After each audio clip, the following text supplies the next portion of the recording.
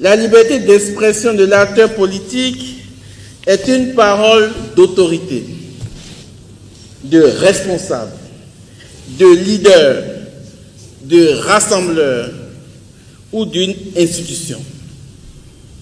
En ce sens, l'usage de la liberté d'expression chez l'acteur politique est systématisé, thématisé, orienté,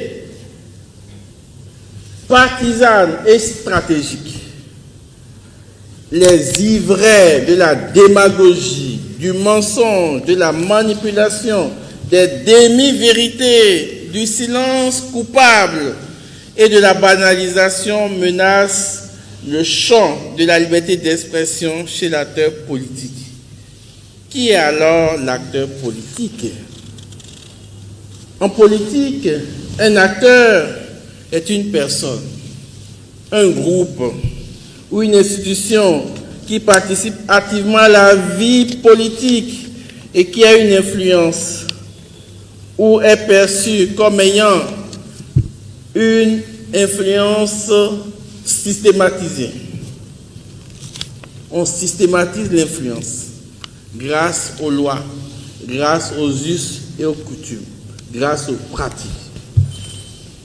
Sur les décisions et les événements politiques, il peut s'agir de figures de proue, comme le chef de l'État, les ministres, les députés, mais aussi les partis politiques, les groupes d'intérêt, la société civile, on vient d'écouter Amnesty International, les ONG, les citoyens engagés, les écrivains comme moi.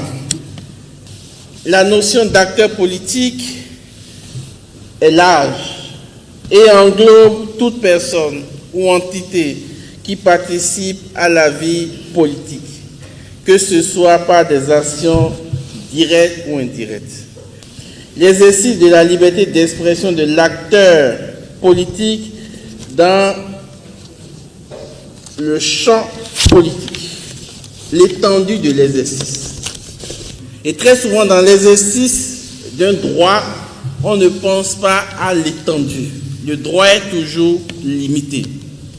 Et donc, l'expression de la liberté d'expression, parce que liberté d'expression, c'est une expression.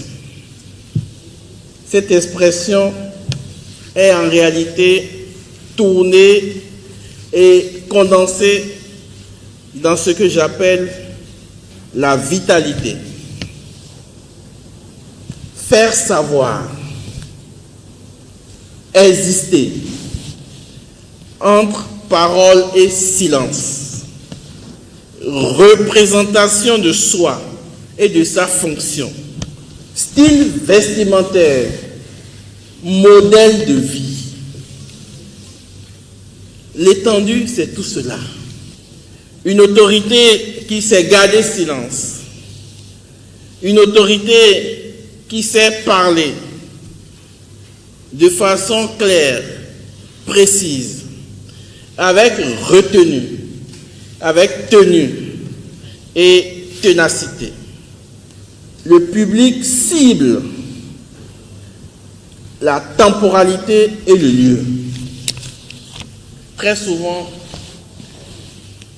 quand on est en campagne politique, le docteur Gilles Badé a tout à l'heure parlé du contexte électoral.